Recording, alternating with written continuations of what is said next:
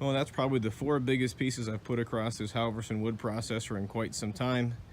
Left this one here. This is the opposite truck end. So we're still dealing 15 and a half inches, give or take. Top to bottom, 15 and a half, 15 and 3/4, depending where it's at here on the dial. And yes, I concede my conveyor setup isn't exactly ideal, but it's not Black's Creek problem. That's one of mine for just making this goofy looking funnel here on the end to catch it as it comes off the Halverson wood processor. I mean, you have to admit there were some pretty good size, chunks that came off of that when we were splitting them, oversized in that 20-incher, the 18-incher and such.